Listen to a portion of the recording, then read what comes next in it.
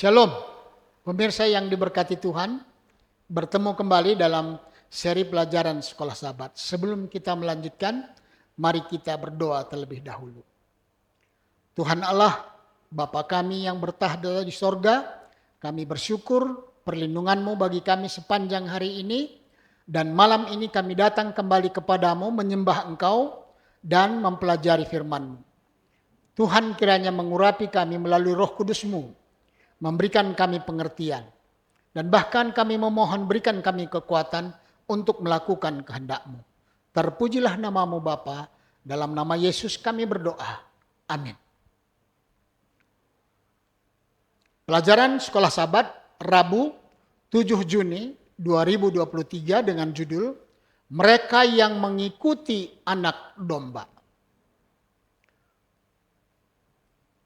Bacalah Wahyu 13 ayat 1 dan 2. Ayat 1 katakan, lalu aku melihat seekor binatang keluar dari dalam laut, bertanduk 10 dan berkepala 7. Di atas tanduk-tanduknya terdapat 10 mahkota, dan pada kepalanya tertulis nama-nama hujat.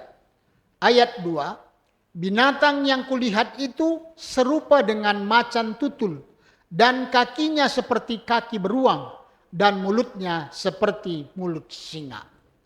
Dan naga itu memberikan kepadanya kekuatannya, dan tahtanya, dan kekuasaannya yang besar. Dari manakah binatang itu datang, dan siapa yang memberi binatang itu otoritasnya? Kuasa binatang pertama dari Wahyu 13 menerima kuasa, tahta, dan otoritas besarnya dari naga.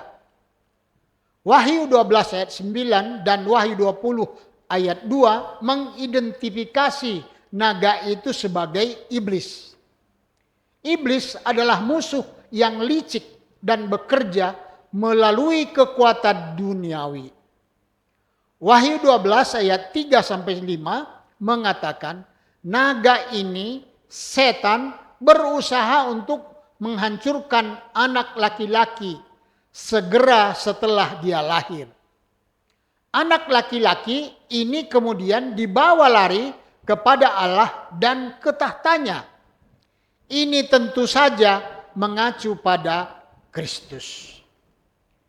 Karena ingin menghancurkan Kristus, iblis bekerja melalui Herodes dan kekaisaran Roma.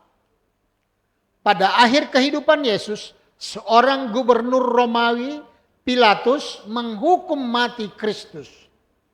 Seorang algojo Romawi dengan kejam memakukan dia di kayu salib. Seorang tentara Romawi menikam dia dengan tombak dan tentara Romawi menjaga makamnya. Menurut Wahyu 13 ayat 2, naga iblis yang bekerja melalui Roma kafir akan memberikan tahta pemerintahannya kepada kekuasaan binatang yang muncul ini. Meskipun terutama mewakili iblis, naga dalam arti sekunder mewakili kekaisaran Romawi.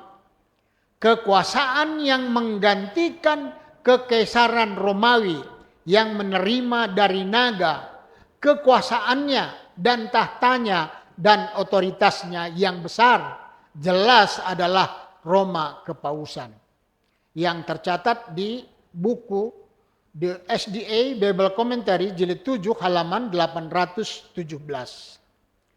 Dan dalam sejarah A.C. Plix menjelaskan bahwa dari rentuhan politik Roma muncul kekaisaran moral yang agung dalam bentuk raksasa Gereja Roma.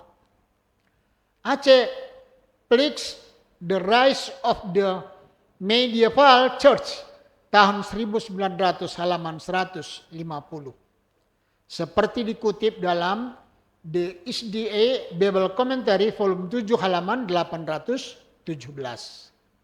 Bacalah Wahyu 13 ayat 3 dan Wahyu 14 ayat 4. Wahyu 13 ayat 3 katakan, maka tampaklah kepadaku satu dari kepala-kepalanya seperti kena luka yang membahayakan hidupnya. Tetapi luka yang membahayakan hidupnya itu sembuh. Seluruh dunia heran, lalu mengikut binatang itu. Wahyu 14 ayat 4, mereka adalah orang-orang yang tidak mencemarkan dirinya dengan perempuan-perempuan karena mereka murni sama seperti perawan. Mereka adalah orang-orang yang mengikuti anak domba itu kemana saja ia pergi. Mereka ditebus dari antara manusia sebagai korban-korban sulung bagi Allah dan bagi anak domba itu. Perbedaan apakah yang Anda lihat dalam ayat-ayat ini? Berbeda dengan seluruh dunia yang mengikuti binatang itu, Tuhan akan memiliki umat yang akan mengikuti anak domba. Seperti biasanya, itu akan berada di satu sisi atau yang lain, pihak Yesus atau lawan Yesus. Akan ada saat seperti sekarang, tidak ada jalan tengah, tidak ada posisi netral, tidak berkomitmen kuat kepada Yesus secara sadar atau tidak berkomitmen pada sisi lain. Dan kamu akan dibenci oleh semua orang demi namaku. Tetapi dia yang bertahan sampai akhir akan diselamatkan. Tertulis di Matius 10 ayat 22. Seberapa siapkah Anda untuk bertahan sampai akhir? Tuhan memberkati. Mari kita berdoa. Terima kasih Tuhan, pelajaran yang indah pada malam ini. Biarlah melalui pelajaran ini kami lebih setia kepadamu. Kami percaya Tuhan berikan kami kekuatan. Walaupun paksaan datang, kami tetap percaya dan berdiri teguh dalam kebenaran-Mu.